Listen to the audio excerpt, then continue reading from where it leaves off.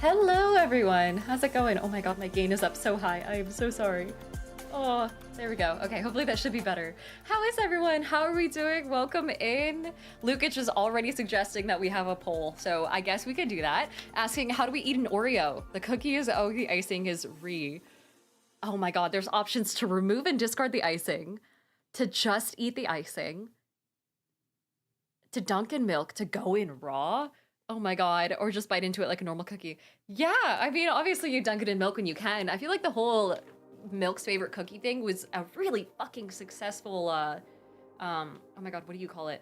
A really solid, successful marketing scheme, because I do genuinely crave milk whenever I so much as look at an Oreo, which sucks, because it means I buy Oreos and cookies in synchronicity, and then I never end up eating the Oreos or drinking the milk, and then it just goes bad. Or sorry, Oreos and milk. Anyway, hello everyone. How are you? How is everyone? We have Lukic, who's back on a 70th stream in a row. Welcome back. And Notzer, who said hello. Phoenix was here first. Archer said hello. Notzer says, I'm so confused. I thought there was no stream tonight. So there will be no stream later on. I think tomorrow. Was it tomorrow? Yeah, tomorrow there's not gonna be a stream because my day job needs me, and that's, you know, it sucks, but it is what it is. Oh, sorry, there we go. My day job needs me. It sucks. But if, you know, worst case scenario, I might be able to do an upcoming stream on a random Sunday with the girlies. We're still deciding. Mark Potter says hi in the live chat. Hello. And then let's see. Bob McSizzle, welcome back. Hello. Welcome back for your 4th month of being a tier 1 subscriber. Welcome to the Board of Ethics. I swear the good pens are in the mail. I've ordered them. They're coming. They should arrive soon. Either way, Bob McSnizzle, thank you so much for being here. How are you? And how is everyone else? I saw a couple people talk about random little fun facts that they had, psychology or not. Someone had one to do with Bend, saying, oh yeah, it was the Wombat King who said Bend, Oregon gets its name from the Deschutes River. There's a bend in the river that used to be used as a crossing point way back in the day. It's not a psychology fact. I still like it. I appreciate that. Tyler Doritos 4, welcome in. And Agent said, I'm coming from the notification. My most wild psychology fact is that after getting a degree in it, I'm no closer to better understanding people. Yeah, like psychology is one thing. There's also like sociology, which I guess is like a totally different thing, which has more to do with society in general. I don't know 100% know. Muriak is here saying, hey everyone, just finished a day of scening for frogs and tadpoles. Ooh, nice. Yeah, back when I was a tadpole, or I guess like a frog scientist, but most of the research we did was on tadpoles because we had to catch them as eggs. Because if they were in egg form, they, at least based on the research, wouldn't have any diseases. Almost all of the diseases that frogs catch happens after they're hatched. And so we would have to get them as eggs in order to ensure that they were a good control group and that they were free of free of parasites and things like that. But Mana Stone, welcome back. Thank you so much for resubbing with Prime, having been subbed for 2 months. It's good to see you. Good to see you. I'll add you to the Board of Ethics as well. The Mana Stone, lovely to have you. Also, Prime says, I have a crazy psychology fact. If you think you can handle a mindfuck, please go for it. Also, Matt says, Stanford prison experiment, horrible experiment. Yeah. Oversighted, absolutely. Terrible methodology. Yeah. There are so many, so people cite like all these shitty experiments. You guys have to remember that the ethics, like all of ethics essentially came out of the fact that we fucked up somewhere along the line. This is the same with FDA regulations and things like that, is the reason we're so strict about things nowadays and we have so many ethics to follow and why we think it's so barbaric how we used to do things. It's because we didn't used to do those things, you know? We didn't have ethics so much as being a thing, and definitely not as a mandatory part of the learning process, you know? DBCU said there was a time that the CIA tried to teach a dolphin to talk. What? The CIA tried to teach a dolphin to talk? Matt Stormcrow says psychology experiment regulations are written in blood. They are indeed. There are some cooler, newer ones that came out that are in the same era, but that are just interesting that I do want to talk about at a certain point. I think there's one that you guys will really love that has to do with lines. And I'll get to that in a bit, because it's really funny to watch the clips of people panicking about the length of a line. But yeah, HC says, spoiler alert, involved hand jobs. Jesus, as like a reward system? I guess dolphins are smart enough that they probably like want something that's not just... It had hand jobs and LSD. What the fuck? What the fuck kind of military benefits are they giving out nowadays? Johnny Vivis says OSHA is written in Bloody Death. It is, yeah. Andronymous says, wasn't there a psychologist that tried teaching dolphins to talk, fell in love with one, and wanted to marry it? Hold on. Teaching dolphins to talk. You said this was a CIA thing? Oh, no. Oh, God. Hold on. Aha. There we go.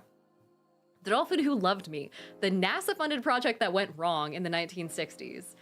Oh, my God. Margaret Lovett was part of a NASA-funded project to communicate with dolphins. Soon she was living with quote-unquote Peter 24 hours a day in a converted house. Oh. Okay. I feel like I'm gonna hate where this is going. Oh no. Okay, so this is like her background, talking about how she really liked dolphins growing up. Lovat reasoned that if she could live with a dolphin around the clock, nurturing its interest in making human-like sounds, like a mother teaching a child to speak, they'd have more success. She said, maybe it's because I was living so close to the lab. Why let water get in the way? So she wanted to live there, plaster everything, fill it with water. She said, I chose to work with Peter because he had not had any human-like sound training, and the other two had. So she would try and live in isolation with him 6 days a week, sleeping on a makeshift bed on the elevator platform in the middle of the room, and doing her paperwork on a desk suspended from the ceiling and hanging over the water. On the 7th day, Peter would return to the sea pool downstairs to spend time with the two female dolphins at the lab, Pamela and Sissy. Okay, well, she clearly had favorites. Good God. Also, Jayok said the video is the RTAA the dolphin experiment to get a good overview of it. Oh God, I think I know exactly what you're talking about now that I think about it. Also, Improv GM says dolphins are surprisingly boring to talk to. They mostly try and get you into an MLM. Johnny Infamous says, wasn't this what The Shape of Water was based off of? I've never seen The Shape of Water. Was it actually good? I thought it was about someone giving a head to the dude from the Black Lagoon or whatever, right? Vegetabilis, welcome in.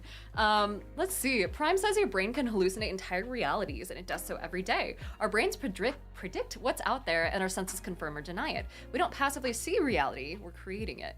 When you see, hear, or feel something, you're experiencing what your brain is guessing at what's happening. And when it guesses wrong, that's when we hallucinate, see delusions, and experience the Mandela effect. Basically, reality is all in our head, a shared hallucination we all agree is real. That is so... What a wild theory to toss out there, especially because you can't prove or disprove it. But that does bring us to that Mandela effect, which I will say is a pretty solid, like, tangent point. Because wasn't there, I know the only one that I remember as a kid was the Berenstain Bears, right? Let's see, from Good Housekeeping, of all things. Katris says, hey, I was just at the TikTok live. Oh, hi. Oh gosh, yeah, I should move that over. I was just in the TikTok live. I live in Redmond. Nice. The reason it's called Bend is because of a big ranch called Farewell Bend Ranch in the year 1870. I mean, that would also make sense because we have Farewell Bend Park, right? Also, Agent says, check out Conrad Lorenz with the ducks. There's a nice picture of him being followed by baby ducks. Who is Conrad Lorenz? Unless I missed it. Also, let's see. Jurassic Toaster said there's a study showing that laughter and being amused can be as effective as some medications for treating pain.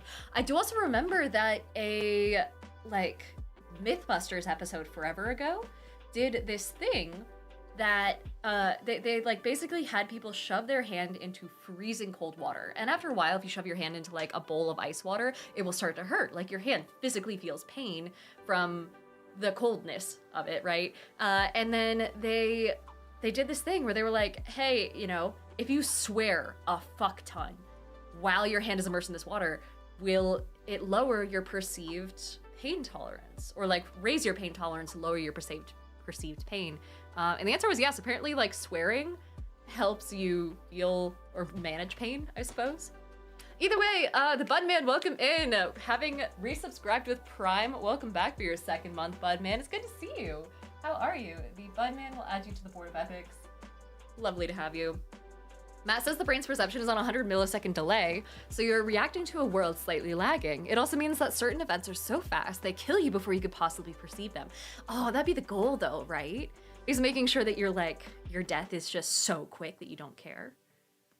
Christoph said, I remember that episode. And Arrowhead said, I knew yelling fuck at work was a reasonable reaction. Miriak also says, women have a higher pain tolerance than men. That's true. So, hold on. Pain, Google Scholar. We're going right to the source here, guys. Like I said, I used to be in STEM in academia. Let me see. Pain tolerance, gender, we'll say. Culture and gender effects and pain beliefs. Oh, shit. It's locked behind a fucking paywall. Here we go. I should sign into my old, college account, I swear. Gender role expectations of pain was suggested to predict sex differences in pain perception. Oh, interesting. So it's like a gender role thing as well, not just your actual sex. Both males and females held stereotypical macho attitude towards themselves with regards to pain sensitivity and willingness to report pain. However, only females held stereotypical macho attitude towards themselves with regard to pain endurance. Interesting. It also appears that gender role expectations of pain is affected by culture. Can you imagine having a culture that's like, hey, you think you feel pain? No, you don't. Don't worry about it. And it works. Oh, goodness. Johnny Infamous says, you ever wonder how swear words became swear words to begin with? Oh, kind of. I know that there's this one TikToker, and I forget his name exactly, but he's publishing a whole book on the concept of how culture shifts impact like our language, and especially with regards to things like, you know, social media.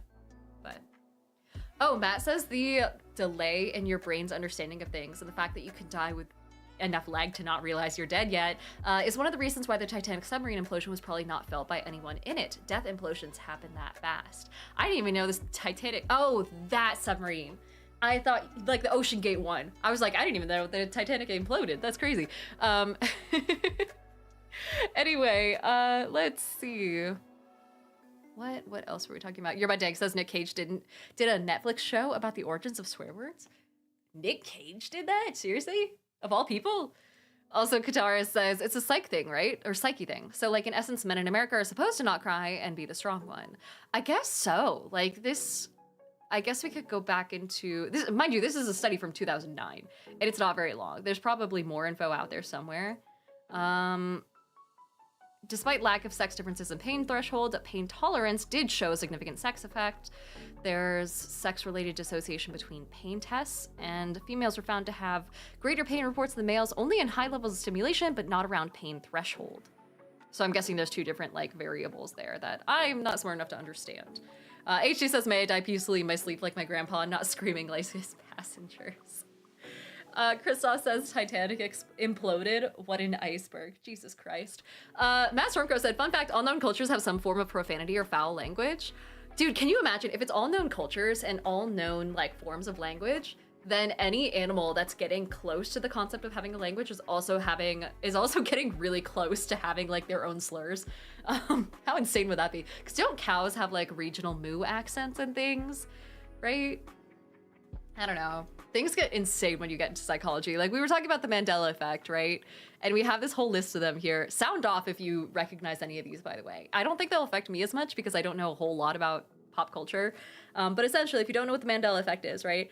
It's shared false memories, sort of, where people largely seem to remember, like as a culture, culturally, remember something that just factually isn't true. So like the number one example being Luke, I am your father, which isn't actually the line that Darth Vader says in Star Wars, you know, allegedly. I never fucking saw Star Wars, so.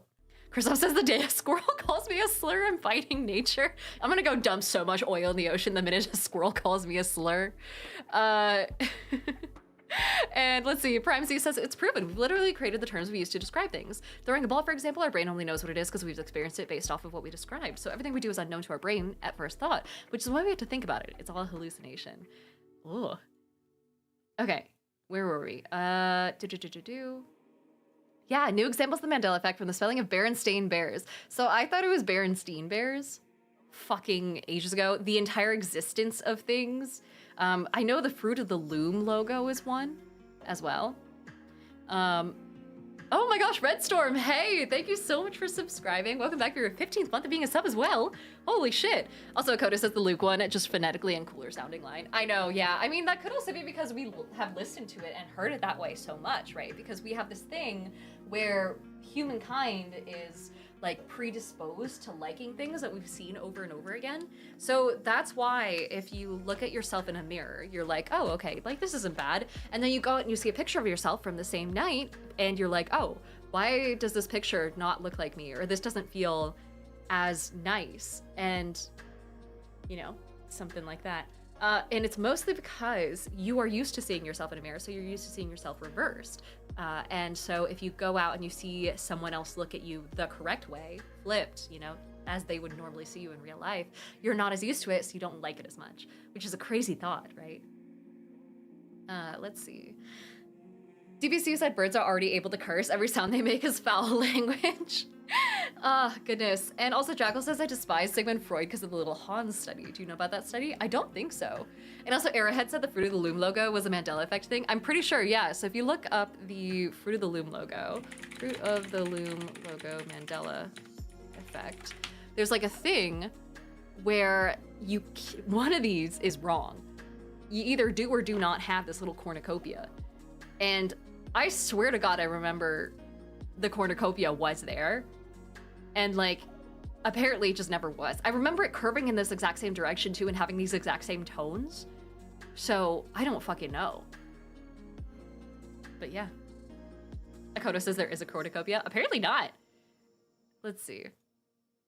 The great Fruit of the Loom logo mystery is solved. The Fruit of the Loom logo has never had a cornucopia in it. It's just your brain tricking you. Oh, interesting. Earlier in the week, Snopes, the fact-checking website, published a deep dive investigation into whether the logo ever featured a cornucopia. And they found that despite questionable photographic evidence, the logo has never actually had a cornucopia on it. Interesting. Either way. Oh, yeah. Okay. People tend to be confident about misremembering logos, but research doesn't conclude exactly why. The testing of Fruit of the Loom logo seemed to rule out the schema theory, which states that people will fill in missing information based on their associations, so you feel like there should be a cornucopia there, therefore you come up with one. But, I don't know. Let's see, Wombat King, hey, welcome back! Thank you so much for the sub with Prime. Also, I think I might be a frog, thank you for the follow. Welcome in, welcome back. Wombat King, let me add you in over here. Wombat _King of the Wombats. Welcome in, Your Highness. Matt says if you want a mind-blowing thing, look up Donald Brown's list of human universals. It's things that no known culture doesn't have. They include shame, jokes, profanity, taboo, foods, and magic. Oh, interesting. What? Every culture has magic to some capacity? Let's see. Compiled in 1989 and published in 1991, its surface universals of behavior and overt language noted by ethnographers. So that's like people who study behavior. Abstraction in speech and thought, childhood fear of strangers, play, in-out group distinguished from out, or sorry, in groups distinguished from out groups. So this is basically like othering other people or saying like, oh, hey, this person is not one of us. Like that whole concept is universal, is fucking insane. Also, Son of Rachel. Hey, welcome in. Hello, hello. Having resubbed for 3 months at tier 1. Welcome back for your 3rd month, Son of Rachel. Let me toss you on the board. Of Rachel. What? That's a bad C. Hold on. There we go. That's a good C. Good to have you. Good to have you. Christoph said all except dwarves for most lore. Oh, not having magic. Also, Jocko said, for Freud's fucked up experiment, a 5-year-old boy was scared of horses and had a dream that it bit him. Freud said the little boy's fear of horses was symbolic of the father, and that Hans feared the horse would castrate him as punishment for incestuous desires towards his mother. It was all based on his idea of the Oedipus complex. Yeah, fucking Freud, dude. They teach him so much, and they really, they spend like fucking 20% of an entire school year teaching you Freud, and maybe 2% telling you at the very end, oh yeah, by the way, everything that guy said is basically bullshit. Which is like so disproportionate. I don't know. But Son of Rachel says it's the Australian Pint Fund contribution. Oh, you're so sweet. Dude, when I went to Australia and they put ice in my cider or asked me if I wanted ice, what a fucking concept. Coogan said she was afraid of, oh, you should also check out the house of the wife of the Winchester gunmaker. She was afraid that the ghosts of all the people her husband's weapons harmed and thought they would come after her. Interesting. Also, Michael says if you saw Freud's mom, all this makes more sense. Dude, holy shit, they should write songs about that one. Agent said Freud was only right about religion and nothing else. And Budman says sometimes a cigar is just a cigar. Let's see. Ghost Poro says, wait a minute, remember the time Jim Carrey did the Monopoly guy in Ace Ventura, Pet Detective? He pointed out the guy with the monocle. Oh shit, yeah, because the Monopoly guy never had a monocle, right? And that's like another, it might be on here, hold on. Mickey Mouse having suspenders, Captain versus Captain Crunch, Snoopy having a tail, Tony at the Tiger's Nose, Sinbad who never played a genie. Oh. The Oops, I Did It Again headset. where it's Jif peanut butter, not Jiffy.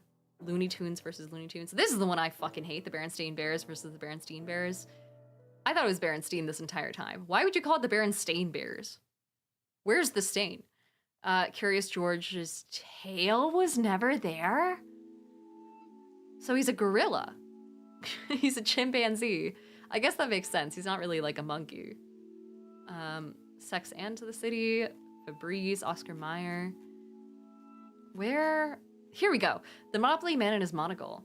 Or more like the fact that he doesn't have one. This, as some suggest, might be a simple confusion between him and the Planters Peanut Company's mascot, Mr. Peanut.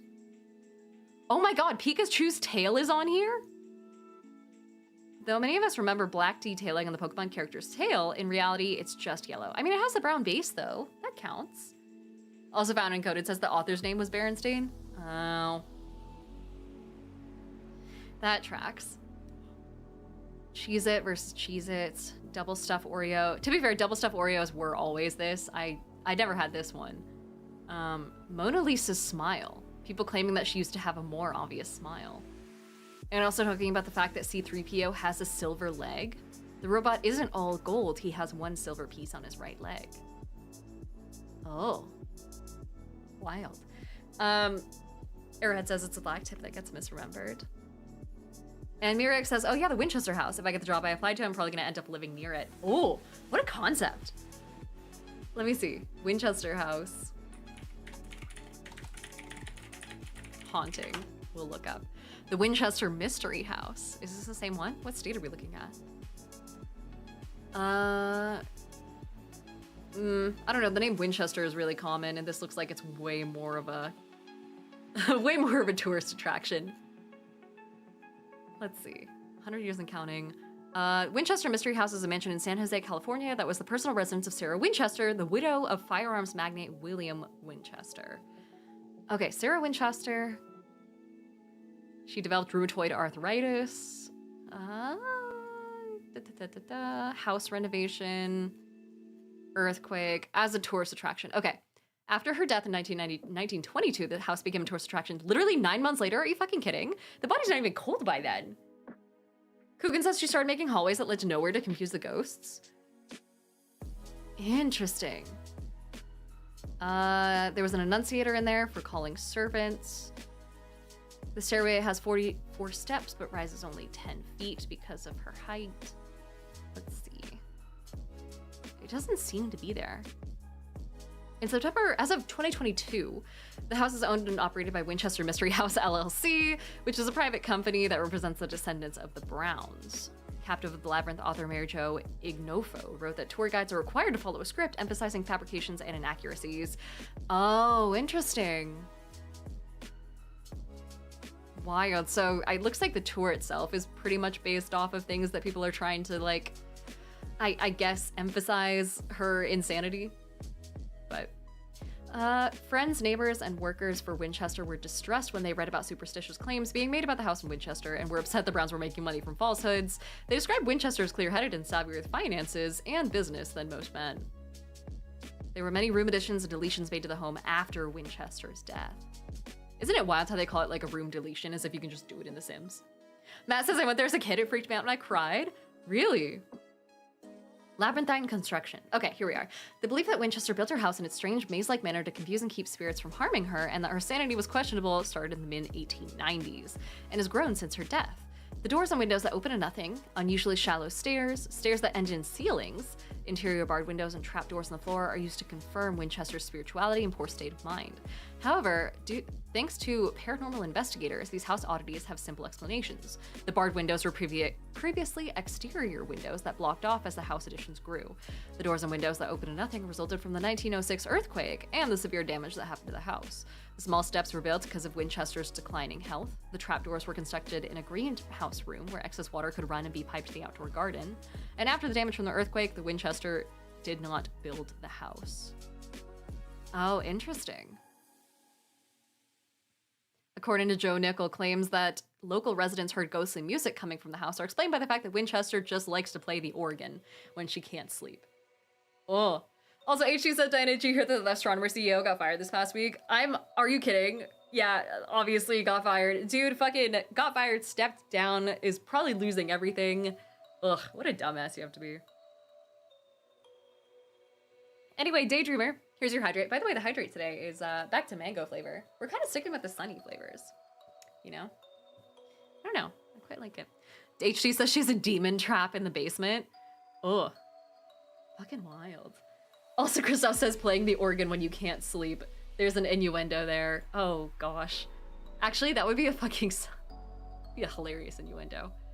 But yeah, we were talking about the Monopoly guy being one of them, 100%. Are there any others that you guys remember that I might not be remembering?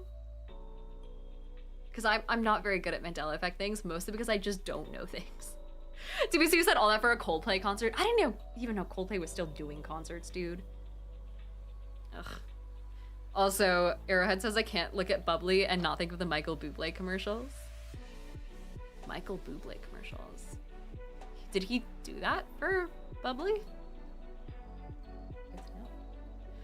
Okay, what are we on about? What was our next thing? Oh yeah, so we were talking about like actual experimentation and proper experiments being done on things. Jackal says I need to go in 5 minutes, have a good stream and maybe back. Have a great night if you don't come back. If you do, well, glad you can come back for $5.99. We'll put it that way.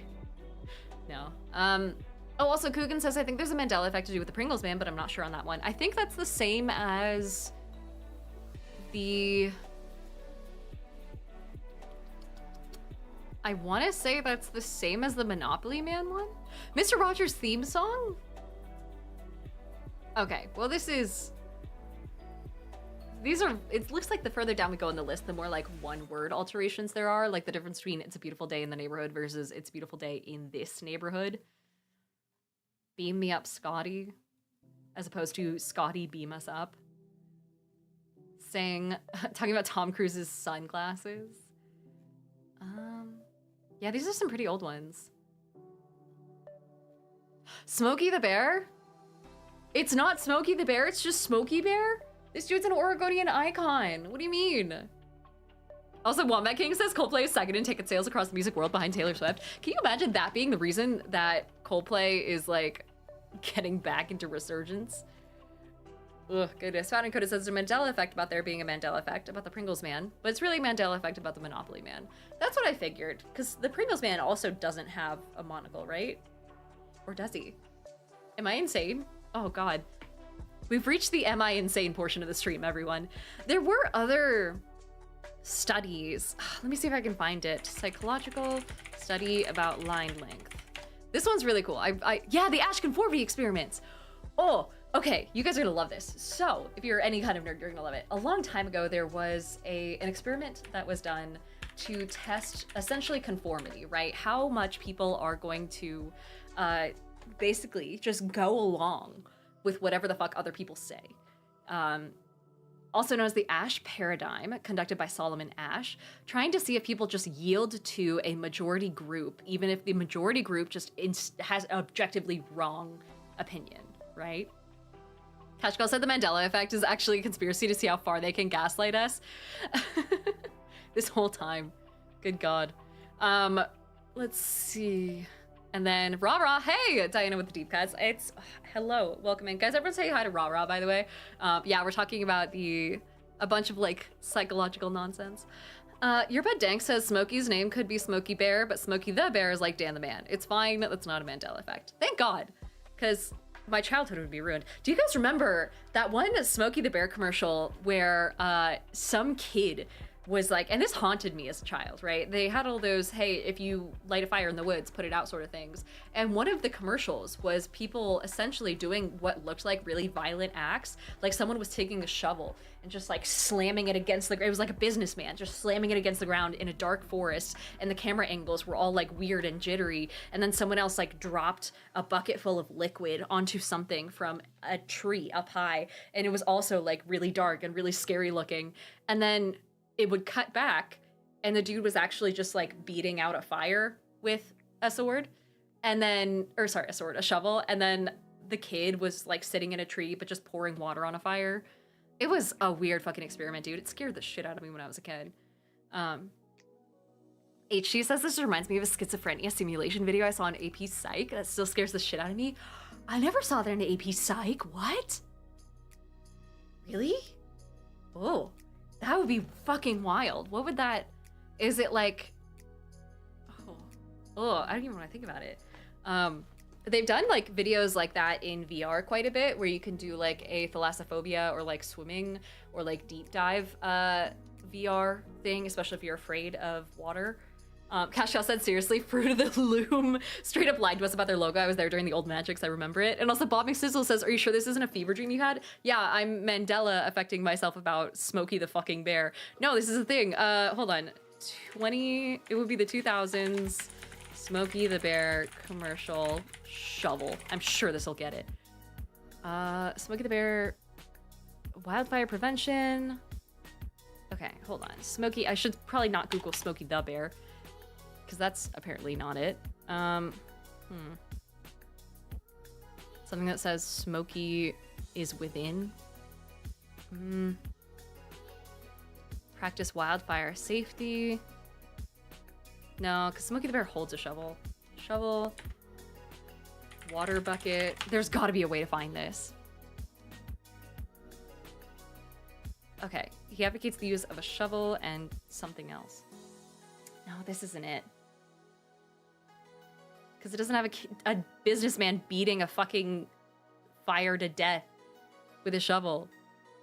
I'm actually gonna find this at some point. And I swear to God, I'm gonna link it in the Discord when I find it. This is 100% a thing. Also, HC said, here's that schizophrenic video. I can put it in the Discord too if you like. Yeah, go ahead and toss it in the Discord. Robert says, I remember the commercial. Thank you, Robert. Notster says, what did I come back to? I'm trying to find this one Smokey the Bear commercial that was an absolute mindfuck when I was a kid. But still, Agent says gaslighting someone and then telling them it's a Mandela effect when they question you seems OP. Notster also wants me to hydrate. I also do want to say hi to Red M&M. Oh, the Red M&M. 5871. Good to see you. Welcome in. Matt Sorkro says nothing beats the snake guy anti-drug commercial. The what? Commercial. It's not coming up easily on the evil snake anti-drug PSA from 1992. Why is it on the villains wiki? Oh. Okay, bro turned to do a Power Rangers villain. I'm gonna do it without sound. Oh, there's no captions? Shit. Oh man, this is the 90s. I don't want to get like copyright struck, but it said, oh my God, people are saying this scared the shit out of them when they was a kid. Okay, fine, we'll listen to it. Hold on, let me get the chill step off. Let me get the actual sound up and going for all y'all. Let's see. Rara says, it's that era of media created by the older hippies. Everything was wild. Okay. Hey, little dude, send your mama and daddy out of the room. I gotta get you up on this. You know who I am. Snake, dealing in weed, coke, crack, your choice. Take one hit and you'll do anything to cop more. Steal from your mama, lie, cheat on your homeboys. But hey, that's the price you pay when you deal with dudes like me. Now, some folks will tell you that I'm dealing in poison. But hey, do I look like the kind of guy that would do that to a kid like you? Yes! Wild. That would scare the shit out of me as a kid too. Oh my God. Also, Nimbus says just looked up creepy Smokey Bear commercials. Oh no. Mad TV commercials, ad parodies. I don't think I want to get into that. Good God. Cash said, I think you're good, especially if you pause as well. There was no music, so I think we're okay. I love how he straight up just like listed every drug known to man as well. I just want to point out, anytime anyone's ever offered me drugs, it's always been like, hey, just like, we're gonna do something, do you want some? And I'm like, oh no, and they're like, all right, cool. And then nothing else happens. Like that's how it is. Let's see, the Budman says it looks like a He-Man villain. And let's see, Alpegio says that's quite the thing to hop into stream and see. Welcome in. Oh yeah, let me get the music back up. Here we are. Solid. DBC said that's just a Power Rangers villain. The darkness was really fucking intense for that. Okay, let's see.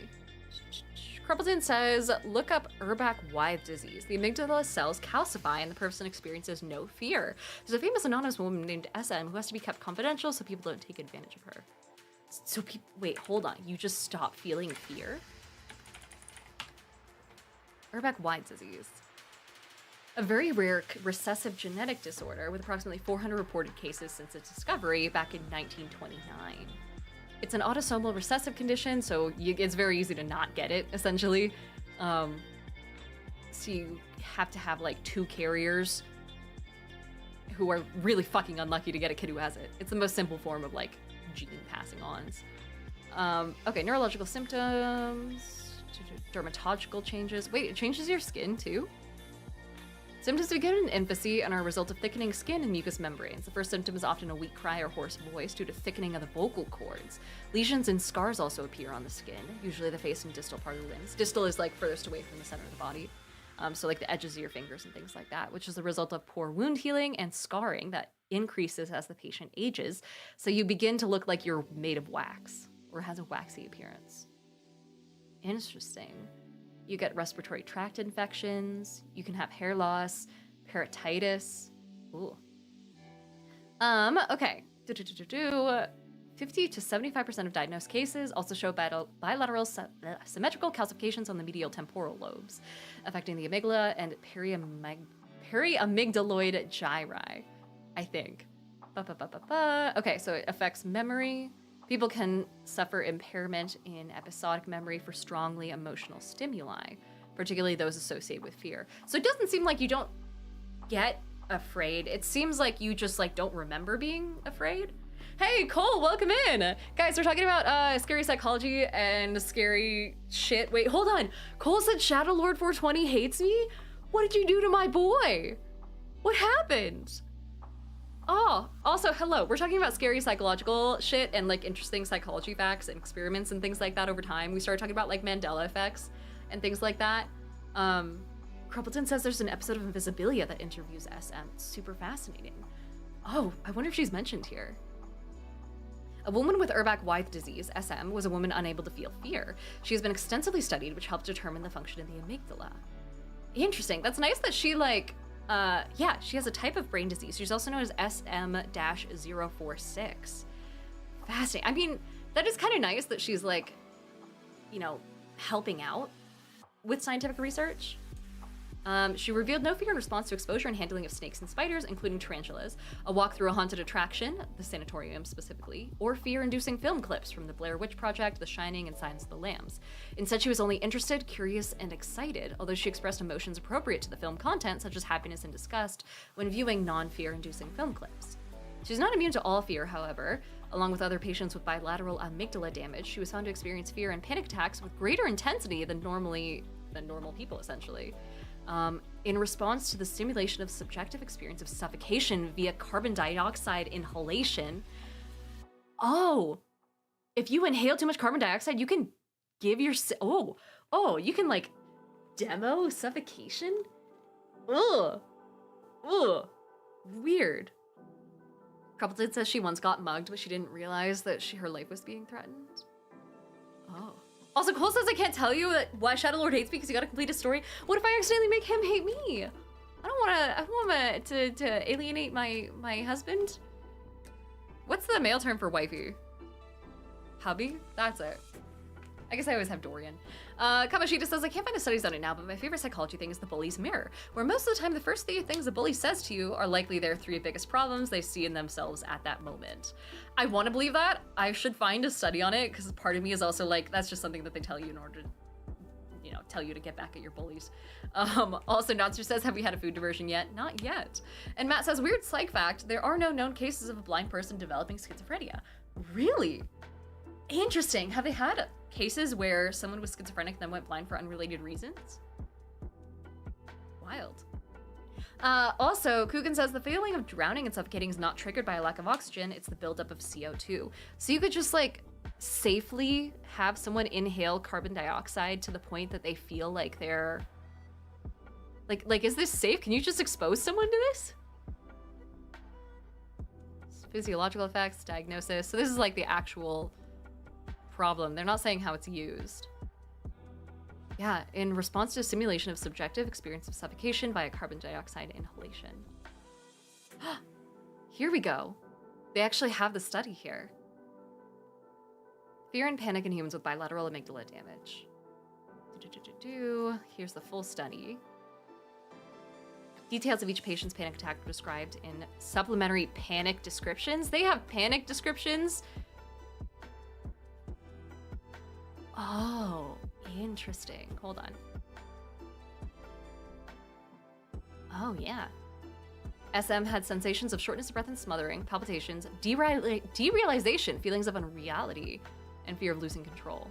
She also had chills and hot flushes, feeling unsteady, trembling and shaking. Oh. And normal people had fear of dying, but it doesn't look like she had that on her list. Unless these aren't 3 different people. Yeah, each patient. No, they are 3 different people. Ugh. Aserac says, this all reminds me of the DSM, which is a huge Bible of mental disorders and stuff. Yeah, the DSM-5. Or are they on 6 yet? I don't know. Matt Stormcrow says, there are cases of deaf people with schizophrenia, so instead of hearing voices, they see mouths they can lip read or hands signing to them. That's a cool fact. Holy shit. Also, hello to Caffeinated Alien, Deuceras, Exact Approach, and then also Sculptor, welcome back for your 4th month in a row being subbed. It's good to see you. Sculptor, welcome to the Board of Ethics. Thank you for the subscription. Christoph says new DSM dropped 6th edition. I wonder if they've fucked with OCPD at all, because that's the one that I looked up immediately after I got diagnosed. Let's see. I think I might be a frog says there was an event in Lake Nyos a while back where a release of a ton of CO2 killed whole villages. It's like a story out of nightmares. Someone also mentioned, speaking of nightmares, fatal familial, oh god, insomnia, I think it is, FFI. And I think we talked about it before, but it's this thing where, oh shit, they have full-on transcript. This is like reading an SCP article. Yeah, SM was like, yeah, this is the worst panic attack I've ever had. And the clinician was like, were you surprised that you reacted the way you did? And she said, yeah, I was, because usually nothing happens to me. This is cool. DBCU said it's called the DSM 2024. The new edition.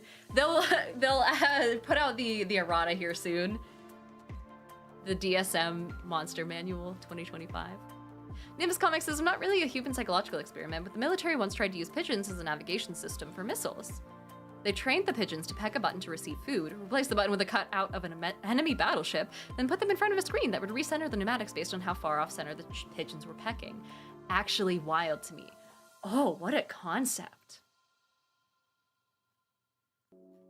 Okay. It looks like, let's see, where is it? Kind of curious about this one. Anticipatory physiological reactions, that's normal. It doesn't have, that's okay. I don't need the whole thing. What were we talking? Oh yeah, fatal familial insomnia. This is the subject of so much fucking, like, creepypasta out there. It's an extremely rare degenerative prion disease that results in trouble sleeping as its hallmark symptom. The majority of cases are familial, stemming from a mutation in a certain gene. It's also known as CD230. It's a nervous system thing. With the remainder of cases occurring sporadically, which is known as sporadic fatal insomnia. Okay, so it starts out being unable to sleep a little bit, and then it gets worse over time. Eventually, the patient succumbs to total insomnia, often leading to other symptoms such as speech problems, coordination problems, and dementia. It results in death within a few months to a few years. Can you imagine not being able to sleep for years? Holy shit. Tyler over on YouTube says, oh, we're academic in this motherfucker? Yeah, I've got 3 minors, and my god, do I plan on using them in all the wrong ways. Emotionless Records, the Slumbering Monkey, welcome in. And then HG says, prions are annoying in Plague Inc. Dude, I remember Plague Inc. Oh my god. Oh, that was great. Also, Cruppleton says, don't forget the Dancing Plague of 1518. What is that? Hold on, Dancing Plague of 1518. We'll get to that in a sec. I'm just keeping the tab open. Age onset could be fucking anywhere from 13 to 60 years old. Oh, but the average is 50, so at least you get to live a decent amount of life before you get there. Diagnosis. Okay. Can be supported by a sleep study, a PET scan, and genetic testing. Emotionless Records. Holy shit. Hi. Oh, thank you so much for the gifted subs. It's good to see you. Oh my goodness. HG says prions are... Oh wait, I read that already. Guys, everyone say hello and thank you to Emotionless Records for having enough emotion to give 5 subs. That's amazing. Let me adjust the board. Emotionless Records. Perfect name for this type of stream, honestly. Thank you so much for the 5 gifted subs, friend. It's wonderful to see you. Thank you for following and supporting the stream. Coogan says, cozy dog psychology. There's an extinct breed of dog called the turnspit dog that was bred to be loyal enough to not eat the food it was helping to cook on the spit. Aw, that's kind of cute. So it actually, like, turned the spit around for the humans. That's adorable. That's actually really fucking cute. Cash Cow said if I couldn't sleep for a week, I would make myself sleep permanently. Yeah, dude, I become an unrecognizable person after, like, a day or two. Oh, God. So life expectancy ranges from 7 months to 6 years with an average of 18 months. Okay, so it looks like the 6 years is kind of an outlier. In 1998, 40 families were known to carry the gene globally. 8 German, 5 Italian, 4 American, 2 French, 2 Australian, 2 British, 1 Japanese, and 1 Austrian. Interesting. As of 2022, 37 cases have been diagnosed, but they've been sporadic fatal insomnia, not familial.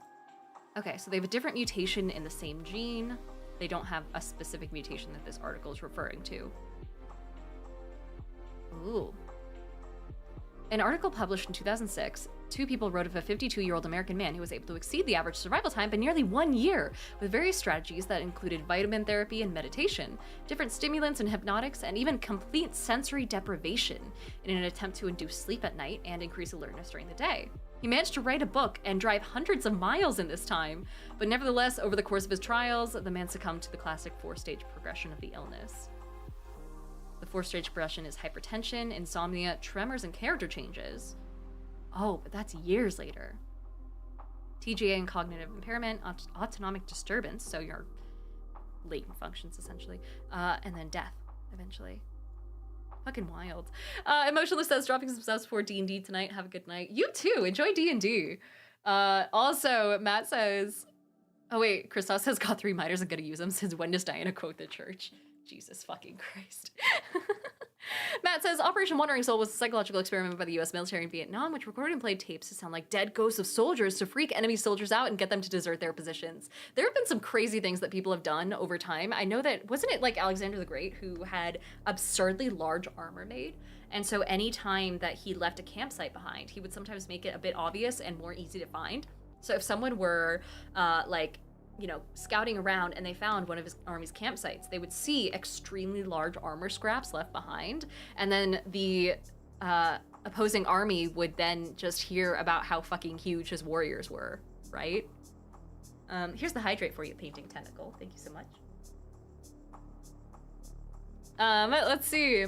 Sunny Boy says, I have arrived. Hello, hello. And Johnny says, whenever I can't sleep, I take a 500 milligram edible and see the devil. Oh God. Also, Chloe Oli. Roly, Jesus, my brain does not want to read that. I painted 2 white direwolf minis and have 2 more. Should I do brown for those 2? Ooh. I think so. Or you should do one that's all black too. That'd be kind of interesting. Cashio said, I think it was World War II where they gave the Germans crack to keep them awake. Oh my God. And Sunny Boy says, I see a perfect repeating pattern of hexagons sometimes when I wake up, covering my entire vision. That is so interesting. Also, Sparrow, hey! Hello, hello, how are you? You excited for Gen Con? I forgot, you're coming to Gen Con, right? Or is it just Unplugged? Also, Matt says it was meth and it was baked into chocolate pieces. Jesus Christ. Let's see, Coogan says the Americans also drained the blood from people in the Philippines to pretend they were killed by the local vampire of their myths. Yeah, there was that. There was also a thing where some army somewhere basically made it so that if they were defeated in battle, or if they won a battle, they would drag all of their their dead warriors off the battlefield and leave the enemy warriors. And so that way, if the enemy came by to reclaim the corpses, they would believe that the defending army had no deaths at all, which is insane logic. Poketate says, why is there a breather team? Listens for 5 minutes. She's just like me for real. Yeah. Let's see. Roly Chloe Oli says it's like roly poly Oli. I'll do 1 black and 1 brown. Thanks. Yeah. Also, Spare says, I will be at Gen Con. I got tickets to see your AP. Oh, it's so much pressure. But yeah, hell yeah. I'm excited. Fuck yeah. Yeah, dude, I just double checked my Gen Con schedule. I realized I'm on way more stuff than I thought I was. And so I'm so sorry for all of the announcements that have been going out lately because I keep getting added to things last minute. I think it's stable now though. Like, I think we're set. So essentially I have, and this is in order of day, by the way. So Friday through Sunday, I believe. I think Roll for Sandwich is actually Saturday, but I have 1, 2, 3. There should be another one on here. Oh yeah, 1, 2, 3, 4 panels, 1 event outside of the convention, and 2 live games. So that's where I'll be. It's gonna be fucking a marathon of a convention, but let's see. Sarah says, no pressure at all. I'm sure you're gonna do great. I'll try. It's a game I haven't played before, so fingers crossed. But someone mentioned the dancing plague of 1518. What the fuck is that? It's a case of dancing mania. Oh my god. Dancing mania being a social fucking... Oh, it just comes back around here. A social phenomenon that may have biological consequences that occurred mainly in Europe. Well, God forbid a dude catches a vibe. Let them have a little bit of fucking whimsy. It's the 14th and 17th centuries. Give them a break. It affected adults and children who danced until, allegedly, they collapsed from exhaustion and injuries and sometimes died. Oh, God. It affected thousands of people across several centuries, and it wasn't an isolated event and was well documented in contemporary reports. But it was poorly understood, and remedies were based on guesswork. Often musicians accompanied dancers due to belief that music would treat the mania, but this tactic sometimes backfired by encouraging more to join in. It's speculated to have been a mass psychogenic illness in which physical symptoms have no known physical cause. Oh. Wild. So it began in this particular outbreak in July 1518 when a woman named Frau and her daughter Fraulein began to dance fervently and uncontrollably in the middle of a street in Strasbourg. Oh. As far as she could tell, she had no musical accompaniment, but she simply began to dance. I wonder if it was an actual dance or if it was just like some weird, like, jittery movements. It looks like there were as many as 15 deaths per day during the outbreak's peak, but the final number of fatalities is unknown. No one knew what caused the reaction, which means no one understood how to remedy it. By early September, the outbreak began to subside. It started in July and ended in fucking September? Oh. Controversy exists over whether people ultimately danced to death. Some sources claim that for a period the plague killed around 15 people per day, but the sources of the city of Strasbourg didn't mention the number of deaths or even if there were fatalities. There aren't any sources related to the events. Some people believe that it was caused by, ergot fungi that commonly grew on grains, which is a psychoactive sort of thing, and is structurally related to LSD. They were high? Oh. Deuce Covington says, I ran a dancing plague one-shot when I first started DMing. I should revisit that. That's a great idea for a one-shot. Especially when you link it to, yeah, what Chris Asurac says, which is Otto's Irresistible Dance. 100%. J-Hook says, keep reading, it's not catching a vibe. Oh, God. Also, Johnny Infamous says, the late mustache leader in Germany was on a cocktail of meth, speed, cocaine, and a bunch of other stuff that fried his brain, and why he got way more insane towards the end of his pathetic life. Jesus fuck. You're about dang, so that weird dance from A Knight's Tale. Also, Roly Chloe Oli says, ergo, that stuff is intense. Which stuff? Ergotism. The effect of long-term ergot poisoning due to the ingestion of alkaloids produced on a fungus. Oh, it's like club nails and club heads and things like that. Ugh. Hysteria and like mass hysteria is such a concept. And I'm concerned that there's going to be some sort of effect of it, essentially, especially with like the internet nowadays. Mass psychogenic illness, also known as mass hysteria, epidemic hysteria. Oh. There's actual outbreaks that people can, like, properly state. So a lot of people at the same time will just say that they have headaches and things like that. Interesting. The new DSM doesn't define a diagnosis for this condition, but the text describing conversion disorder states that in epidemic hysteria, shared symptoms develop in a circumscribed, different thing, group of people following exposure to a common participant. Is there one? What's the most common one? Terrorism and biological warfare. Holy shit, the anthrax attacks in 2001 made it so that there were a bunch of false alarms, and some people reported physical symptoms of what they believed to be anthrax. Oh. Also something called Havana syndrome, sorry.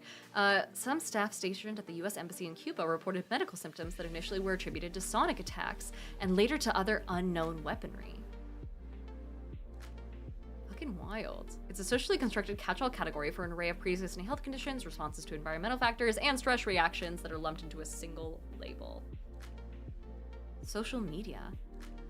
Oh yeah, after the rise of a popular breakthrough YouTube channel in 2019 where someone exhibited Tourette's behavior, there was a sharp rise in people referred to clinics specializing in tics thought to be related to social contagion spread via the internet, as well as stress from eco-anxiety and the COVID-19 pandemic.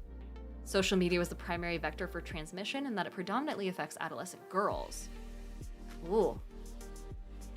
Yeah, I remember a bunch of people getting called out for the fact that they didn't actually have Tourette's, but they were like pretending to, and they were having tics in like the most annoying places, but it was also only when the camera was on. I don't know. ABCD, hey, welcome back. Also, Maddie Darling, Kid Air, welcome in. ABCD says, hey, glad to catch this. It's kind of too late for me. Sleep schedule during the summer for work. But glad I get to catch the end of this one. It's good to see you. Welcome back. And yeah, good to see you. You came in for an intense one. We're talking about fucked up psychology and things like that. Agent says, I'm pretty sure the original hysteria was just a pseudoscientific concept to marginalize unruly women. It was. So the original concept of hysteria was awful because anytime that you basically wanted rights, they were like, no, you're being hysterical.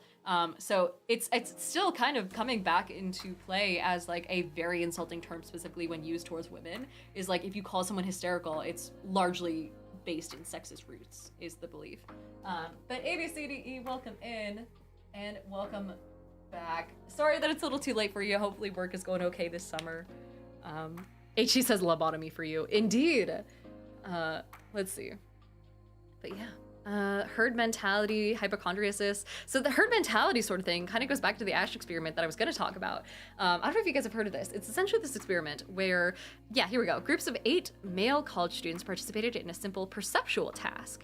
They were basically asked to take a look at a line and then match the line length up to a reference card. They were like, okay, is this line the same size as A, B, or C?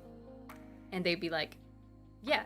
A, or B, or C, obviously. And obviously the correct answer is C. Like, objectively, that's what the line looks like. It's the same length as C.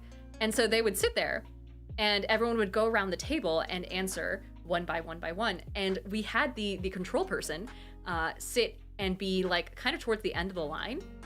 And then they had a bunch of hired actors come in and fill in the rest of the table.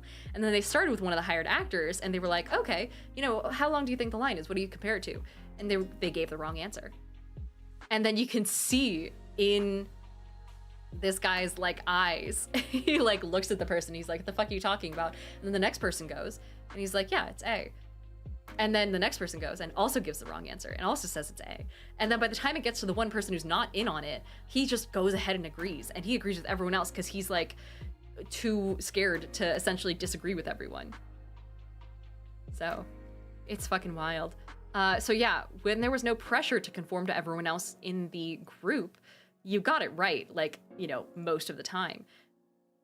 But if there were people who were pressuring you to say the wrong answer, then 35.7% of people changed their answer and said the incorrect one as well. Fucking wild. Yeah, there's like videos of it as well. And the looks on people's faces gets pretty crazy. Yeah, see also the bandwagon effect, the Stanford prison experiment. Oh my god, groupthink, the Milgram experiment. That one was fucking wild. They don't talk about this one nearly as much as they talk about the Stanford experiment. But Narla says, I'm pretty sure that every role-playing game has a custom name for its for its game master and a cooler name for it than dungeon master. Oh yeah. Oh god, there's gotta be some better ones out there. Also, Agent says Vsauce also redid this experiment. Interesting. I wonder how it changes over time. Also, Kukin says, did you see the gorilla playing basketball thing? Yes! Oh my gosh. Playing basketball video. So, the selective attention test, we did this when I was in psychology in college, where you have to count how many different times the basketball changes hands. And, we won't actually go through the whole thing. Oh, sorry, specifically wearing white. I forgot about that. And so you're supposed to keep track of how many times this happens, right? Let's see. Lucas says, unlurk, hi chat, did we have a food direct? What? Yeah, sorry. We were talking about fucked up like psychological experiments and weird concepts like that.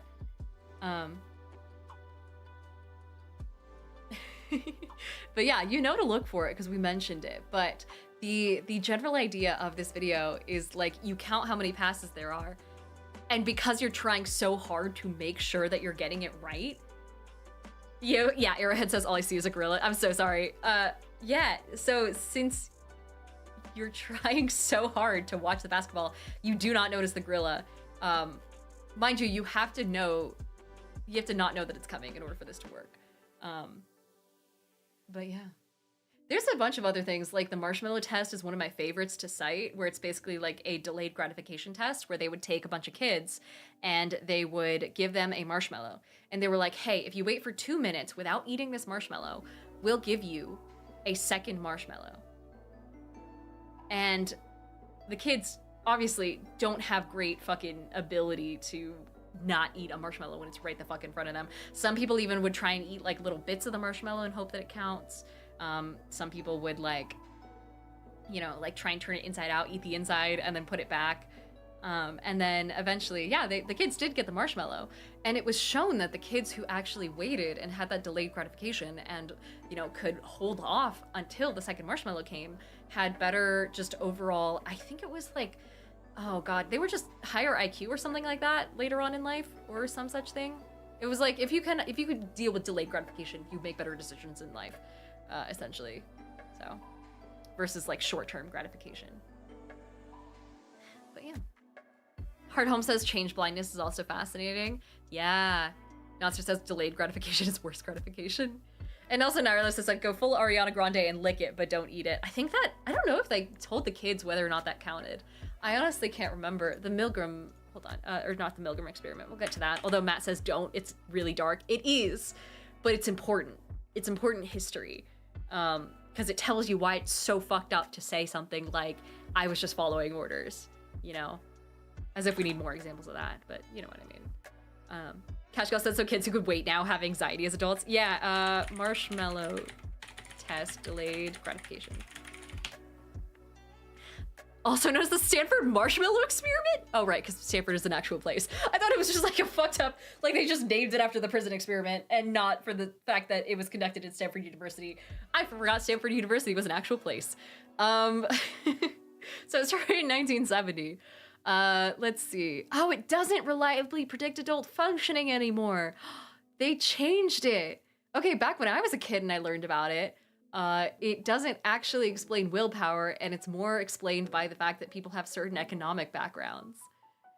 So in follow-up studies, the researchers found that children who were able to wait longer for the preferred rewards tended to have better life outcomes as measured by SAT scores, educational attainment, body mass index, and other life measures.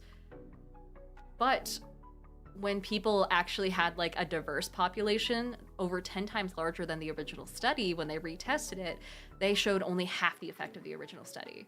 And so it was economic background that was the real result. Overall results.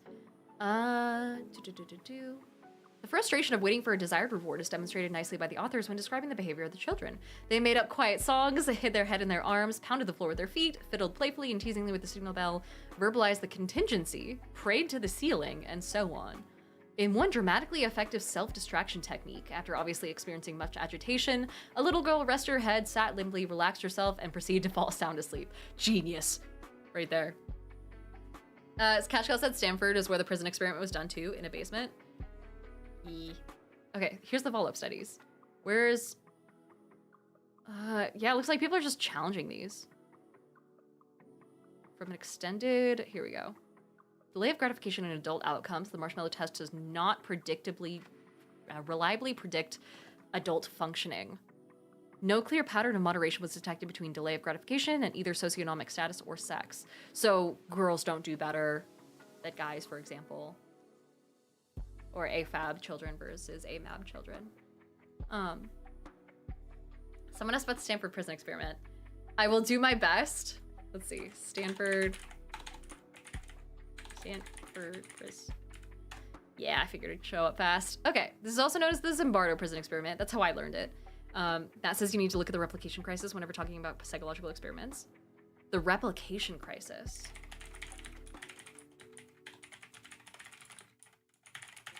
Also, Grey Hack, welcome for your 20th stream in a row. The replication crisis refers to concerns about the credibility of findings in psychological science. The term originated in the early 2010s which denotes that findings in behavioral science often can't be replicated. You can't get results comparable to the original when repeating the study using similar procedures. Why? They've warned that certain ways of collecting, analyzing, and reporting data, often referred to as questionable research practices, make it more likely that results will appear to be statistically meaningful, even though they're not. Flawed study designs and publication bias that favors confirmatory results are other long-time sources of concern. To be fair, publication bias goes so many different fucking ways. Holy shit. But yeah, okay. Journals are incentivized to publish interesting and surprising findings, which leads to publication bias, the tendency to publish positive findings rather than studies that have no effect. Interesting. Scientists increasingly began to discuss methodological concerns and to repeat experiments to corroborate published studies. The failure to consistently replicate those findings propelled the movement forward. So essentially, old research is bad, or more likely to be bad because it's less reliable, right? Is kind of what I'm getting here. And so, yeah. Some people are saying that the replication crisis is calling for an overhaul of psychological science, and other people saying that it's overblown. Matt says not just old, it keeps being a problem? Oh. A variety of findings have come to question regarding replication attempts, including well-known ones suggesting that certain types of priming, physical poses, and other simple interventions could affect behavior in surprising or beneficial ways. So we're gonna have to keep coming up with new controls that like we didn't even have to think about before. Like the concept of the marshmallow test not having taken into account socioeconomic status because they wouldn't have thought to because they didn't think that was a fucking thing back in the day. And nowadays we're like, yeah, obviously you should be taking that into account. Throw out the old shit, start over. And there's gonna be the same repeat of that 10 years from now where we're like, something that we're not thinking of now becomes a thing. Interesting. Matt says a lot of social policy, child rearing advice. Oh God, I bet. And the like based on psych experiments is just self-selected confirmation bias and good sounding stuff rather than real science. Ugh. Speaking of not real science, Crumpleton says for a more ethical prison experiment, look up the premise of Unlocked on Netflix. Ooh, shit, yeah, we might find that here. Real fast for the prison experiment person who asked.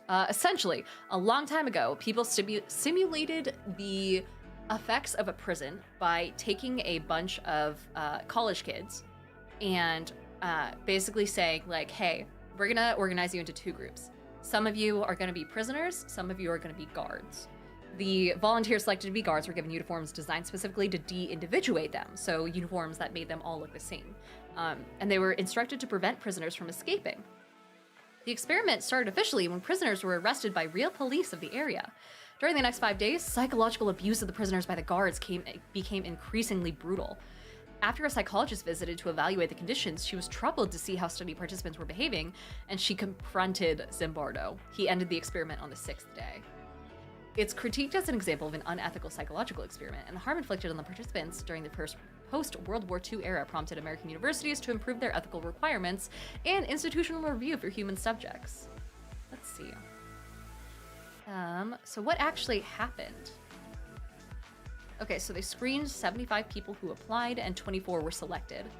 The day before the experiment began, small mock prison cells were arranged to hold 3 prisoners each. There's a small corridor, a yard, a small corridor that represented the yard, a closet for solitary confinement. They had solitary fucking confinement in this thing? I don't remember that. Oh.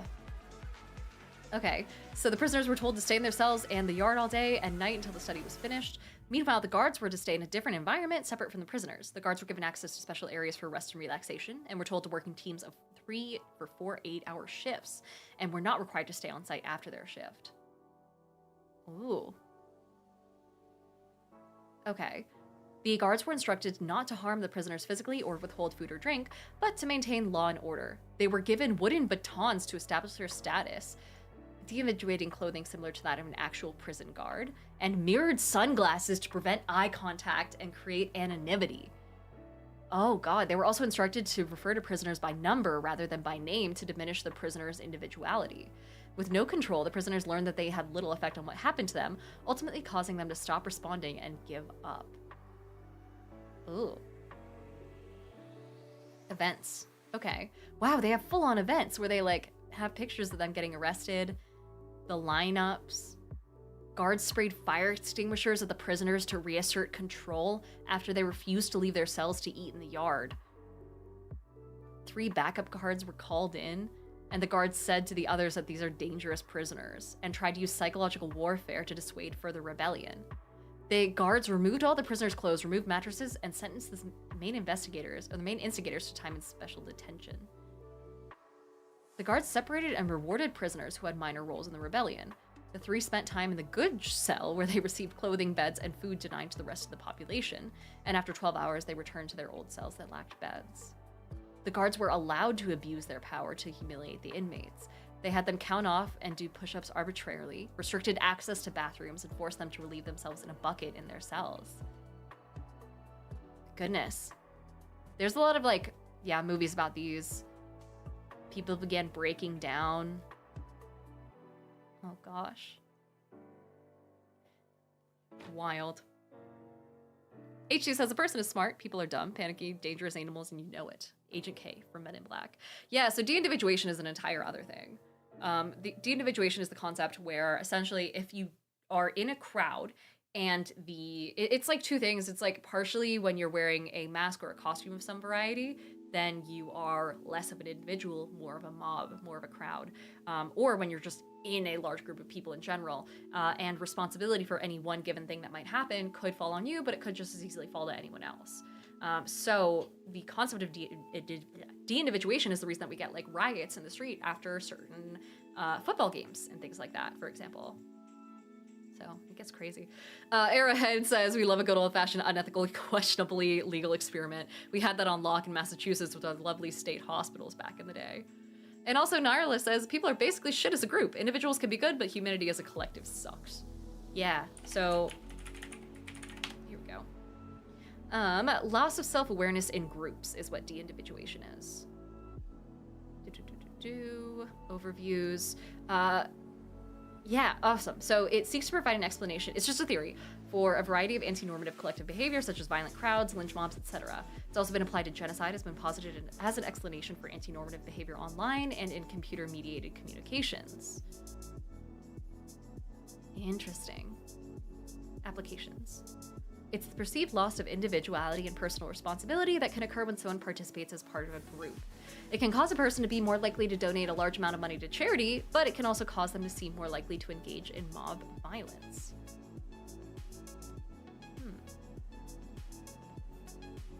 And it talks about in-groups and out-groups. And it links back to Zimbardo, of course. The guy behind the prison experiment. Anyway, Hearthhomes, hello, saying it's also mixed with the concept of objectification. It gets wild. Sarax says there was a study at Yale, I think, where they introduced monkeys to currency that I remember being interesting. The monkeys started developing off of it and started mirroring humans and stuff. Oh, that's cool. That is wild. Also, Johnny says there's a video of this as well, and it's honestly so fucked seeing how the guards quickly dehumanize the prisoners, and it's been a prime example of why prison and police reform is so important. I heard a rumor, and this is just something I saw in a comment section somewhere, where after they decided to dissolve the experiment ahead of time, one of the researchers was like, well, what do we do with the prisoners? Fully forgetting that they were just college kid volunteers and not actual prisoners. But I don't know. Malevolent Mess says, like the collective known as chat. Yeah. It ain't great. There's also the mouse utopia experiment. This is something that I don't know if it holds up. Yeah, the behavioral sync, done by an ethologist. This one gets dark as well. Jed Dottie, hi! Welcome back for your 3rd month of being a subscriber. Good to see you.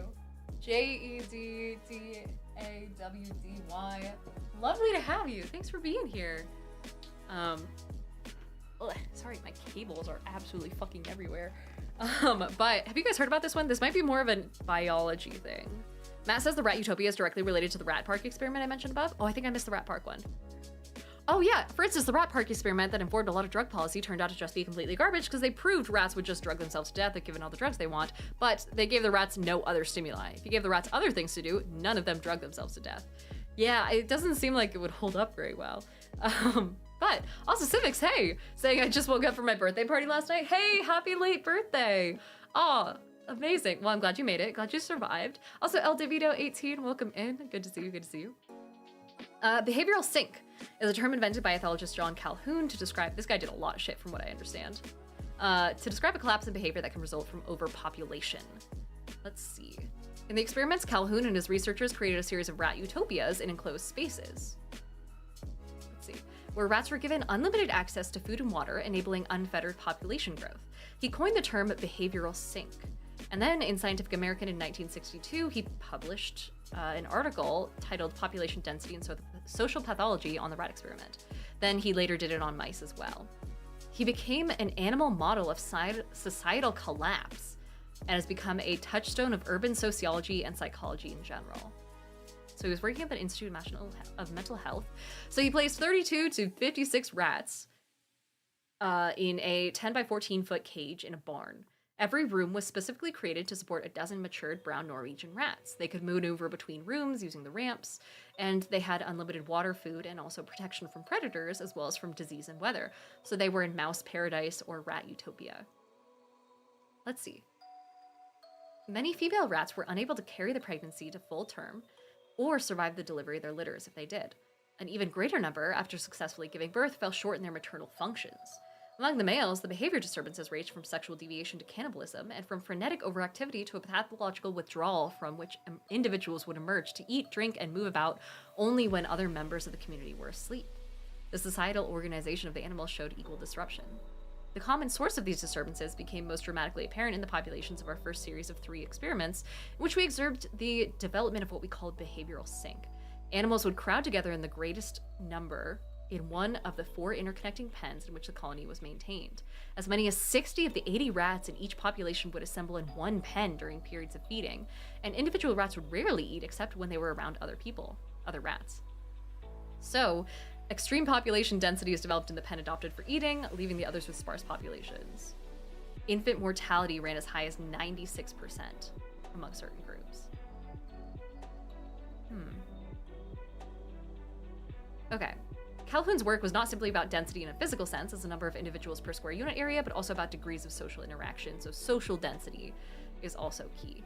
Calhoun has phrased much of his work in anthropomorphic terms in a way that made his ideas highly accessible to a lay audience. Yeah, but that's not always a good thing. You don't want a lay audience interpreting this shit. Ugh. Implications of the experiment are controversial. Psychologist Friedman recruited high school and university students to carry out a series of experiments that measured the effects of density on human behavior. He measured their stress, discomfort, aggression, competitiveness, and unpleasantness, and found no appreciable negative effects when he did it with humans. In 1962, overpopulation was a big area of public interest. However, such discussions often oversimplified the original findings of Calhoun's shit in various ways. Oh. Calhoun's worries primarily concerned a human population surge and a potentially independent increase in urbanization as an early stage of rendering much of a given society functionally sterile. Under such circumstances, he said, society would move from some modality of overpopulation towards a much more irredeemable underpopulation. So basically he's saying that we'll overshoot it. We'll have like insane, if we give everyone everything they want, they'll stop having kids. And then the population will crash, essentially. Matt says there's a great classic sci-fi novel based partially on the behavioral sink hypothesis called Stand on Zanzibar. It also predicted personalized news feeds, designer babies, and an AI like ChatGPT. Oh, that'd be uncomfortable to read nowadays. When did it come out? How old is it? Also, let's see, Jayhawk says definitely check out the third wave experiment as well. It's politically topical. I don't know if I want to get into politics when we have 7 minutes left. Also, Lucas says if you told me these were all just SCPs, I believe you. I love that shit. Johnny, thank you so much for your, Johnny Infamous specifically, for the hydrate. Because right on the heels of that, we have Johnny Live 1 who has followed. Same with Cobra Commanderer. I got it. Thank you so much for being here. Matt says Stand on Zanzibar came out in 1968. Oh. Okay, let's see. Mouse Heaven or Mouse Hell, the Science History Institute. Let's see. Rodents have social hierarchies, and they establish dominance by fighting, but in Mouse Utopia, losing mice couldn't escape. They called them dropouts, and because so few juveniles died, huge hordes of dropouts would gather in the center of the pen. They were full of cuts and ugly scars, and every so often huge brawls would break out. However, alpha males struggled too. They kept their harems in private apartments, which they had to defend from challengers. But given how many mice survived to adulthood, there was always a dozen hotshots ready to fight, so they stopped defending their, little apartments altogether. So, apartments with nursing females were regularly invaded by rogue males. The mothers fought back, but often to the detriment of their young, and so stressed out mothers booted their pups from the nest early, before the pups were ready. A few even attacked their own amid the violence or abandoned them while fleeing, leaving the pups to die of neglect. Ooh, interesting. Maladjusted males took to grooming all day, preening and licking themselves hour after hour. But even though they were obsessing over their appearance, the males had zero interest in courting females and zero interest in sex. Oh. So that lowered birth rate, and the inability to raise pups properly also fucked with it, and basically made it so that very few pups survived more than a couple days. So what's the new thing, though? Has anyone actually redone it? Ultimately, Calhoun's work functions like a Rorschach block. People see what they want to see. Yeah, that's why you can't use anthropomorphization in your animal experiments, dude. It ain't good. But Cobra Commander, hello, saying nailed it. Welcome in. This seems like a solid time to end, mostly because I think I'm out of experiments to talk about. Let's see. The minimal group paradigm. Groupthink is a big one, but that's pretty fucking... That's not a new concept. I think that's it. We could also talk about the Little Albert experiment. Hold on. Which is a wild name for it, by the way. Johnny Vima says there's a spider drug experiment where they gave spiders different drugs to see how it affected their spider web designs. Wasn't that a bit? I thought that video was fake. That was was it based off a real study? The Little Albert experiment is the other really famous one. They also just straight up say, hey, it was really fucking unethical in the first sentence, which is wild. Let's see. Matt says there's a robber's cave experiment. Oh, I've never heard of that.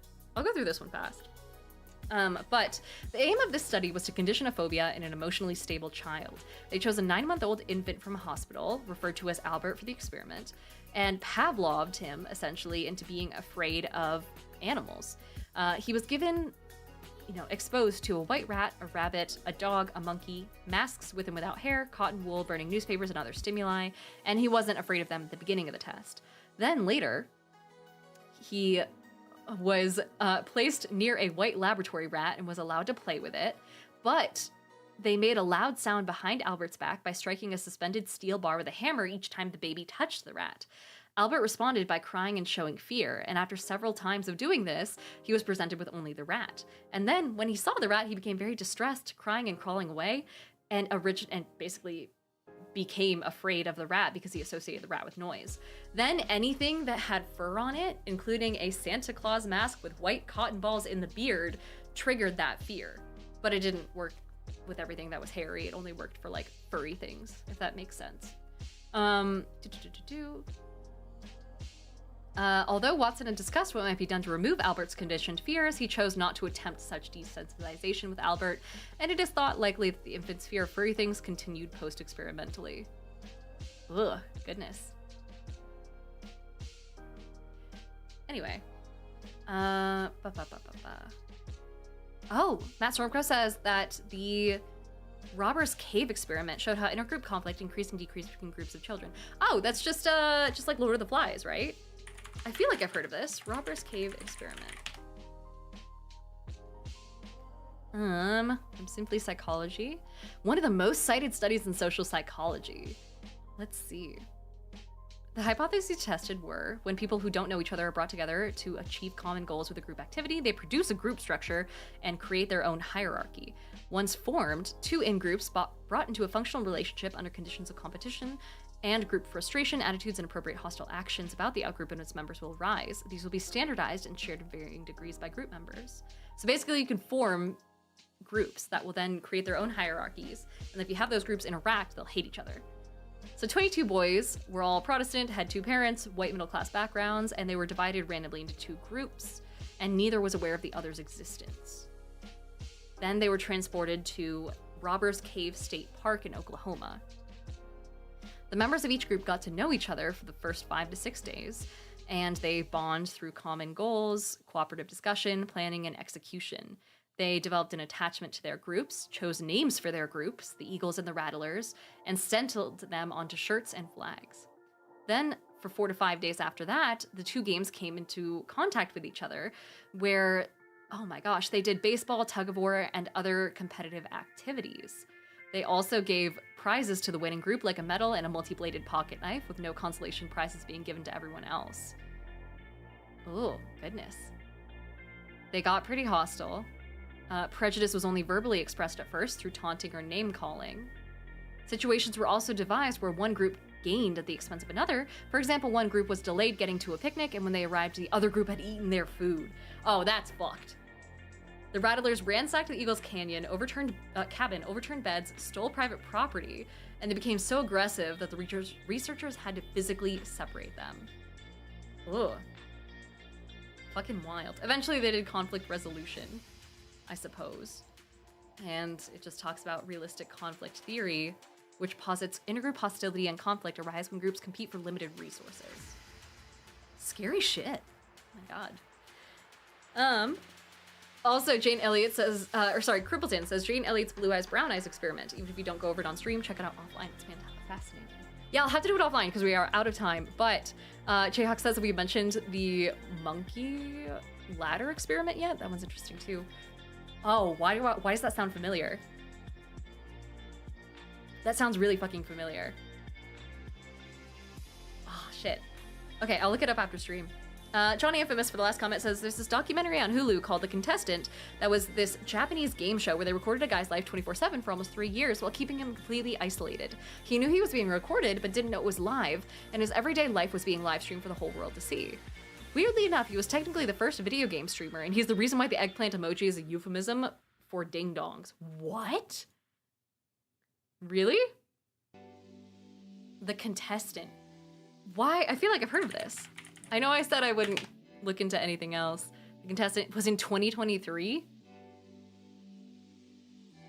A British documentary film as he started. Oh, happened in 1998. Wow, and the guy actually played himself. And his nickname was Eggplant.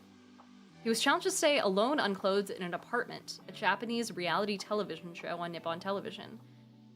He started with nothing, including no clothes, was cut off from outside communication and broadcasting, and had nothing to keep him company, except the magazines he combed through for sweepstakes entry forms, because he was challenged to enter a sweepstakes until he won 1 million yen, or about $8,000. Oh, God.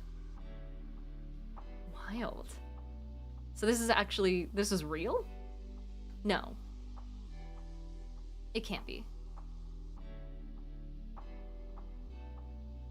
Japanese comedian and media personality, best known for appearing on the controversial reality television show, I can't pronounce that. At first, he was surviving on a few crackers each day given to him by production staff so he would not starve to death. Eventually, he won some sugary drinks from sweepstakes entries, and the crackers were no longer given to him. Later, he won a bag of rice, but since he didn't have any pots or containers, he was forced to eat it raw. Oh my god, this is wildly unethical. After his ordeal, he reported being hot and sweaty wearing clothing for the first 6 months and had difficulty carrying on conversations for a long time. In April 2020, he cited his own personal experience and used it to try and get people to isolate for COVID-19. Fucking wild, but also good on him for using that experiment to, at the very least, be like, hey, you guys can fucking chill the fuck out and go stay inside for the sake of COVID.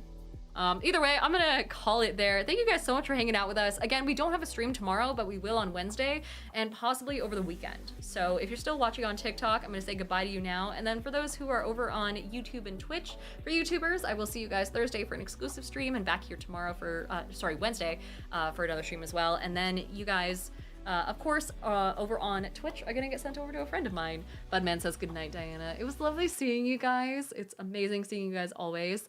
And let's see who's on. Ooh, we have a lot of people on. Oh God, what day is it? Is it Monday? It's Monday, right? Am I insane? Why are there so many people on?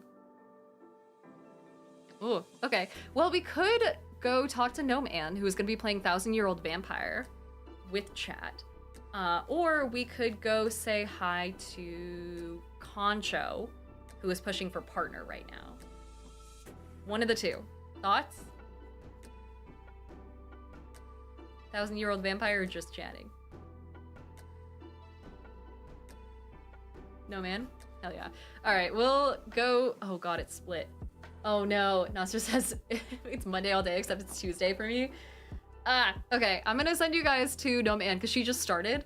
And when it comes to 1,000-Year-Old Vampire, I know you guys have been asking me for it, and also like it's really fucking cool. So we'll go say hi to her. In the meantime, like I said, no stream tomorrow. Oh, I don't know why I hit that button. No stream tomorrow, but again, I'll see you guys on Wednesday at 5 o'clock Pacific time. So until then, bye-bye.